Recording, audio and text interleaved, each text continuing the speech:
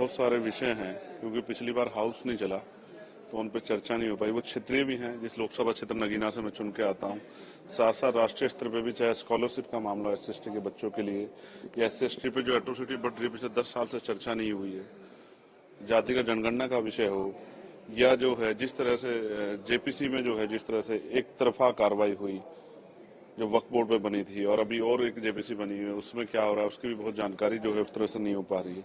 और भी जो है बहुत सारे ऐसे विषय हैं जिन पे सरकार चर्चा कराएगी, जैसे किराए में वृद्धि जो है जो कुंभ के समय हुई है अचानक से, और कई बार त्योहारों पे देखी गई है। एक जो है सदगुरु रविदास जी महाराज की जयंती को राष्ट्रीय अवकाश के लिए भी मैंने कहा था, उस पर भी हम लोग कोशिश कर रहे हैं कि सरकार उस पर जो है अपना ध्यान आकर्षित करे। जिस तरह की सुविधाएं दूसरे धर्मों के लोगों को मिली है, वो जो रविदास जी में आस्था रखते हैं उनको मिले, उनके लिए स्पेशल ट्रेन चलें, वहाँ अच्छी व्यवस्थाएं हो।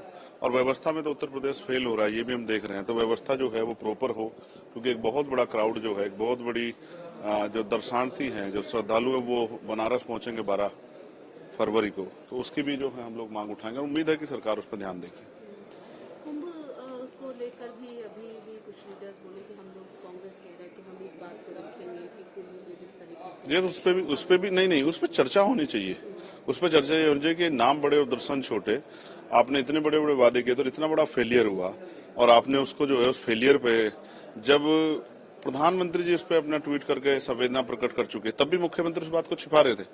तो उसकी जांच हो, फिर उस पर चर्चा हो कि ये सब चीजें क्यों हुई, और वहां के अधिकारी वो किसके दबाव में थे कि वो अपनी संवेदना प्रकट नहीं कर रहे थे और इस पर अपनी बात नहीं रख रहे थे। कुंभ के साथ साथ यहाँ बागपत में भी जैन समाज के जो श्रद्धालु हैं, उनके कार्यक्रम में जो है 16-17 लोगों की जान की खबर है कि वो गई, और बहुत सारे लोग घायल हैं। उनको क्या मुआवजा मिला? इस तरह आपने कुंभ में जो लोग दर्शन श्रद्धालु जो इनकी जान गई, जिनके परिवार ने अपने लोग खो दिए, उनको आपने मुआवजा दिया, तो यहाँ आपने क्या मुआवजा दिया? तो आप जो है मुआवजा देने में भी जो गैर बराबरी कर रही है, इस पे भी जो है हम लोगों ने सवाल रेज किए।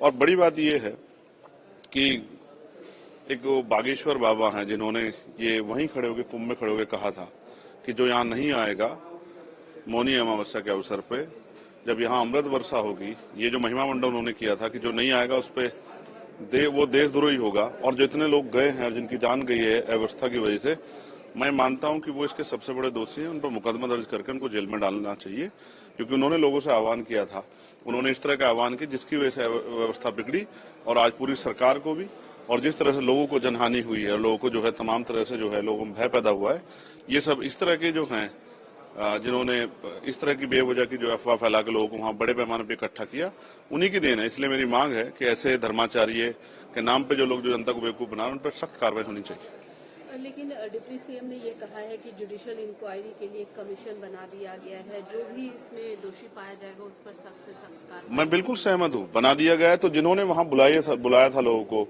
ये जो है महिमा मंडन किया था कि हाँ आने से सब अच्छा होगा, उन पे जो है कार्रवाई अगर होगी तो फिर दोबारा से कोई इस तरह का प्रयास नहीं करेगा। और उन सरकार के मंत्रियों को मैं उनके भाषा शैली के लिए भी खेद प्रकट करूंगा कि उनके कुछ मंत्री कह रहे हैं कि ये छोटी मोटी घटना है। छोटी मोटी घटना नहीं है, बहुत लोगों की जान गई है और एक बहुत बड़ा जो है भय पैदा हुआ है। छोटी मोटी घटना नहीं। सरकार जो है, सरकार के मंत्री अपने शब्दों में संयम रखें। लोगों के मन में गुस्सा है और लोगों के मन में तकलीफ है, उस तकलीफ का मजाक न उड़ाए सरकार।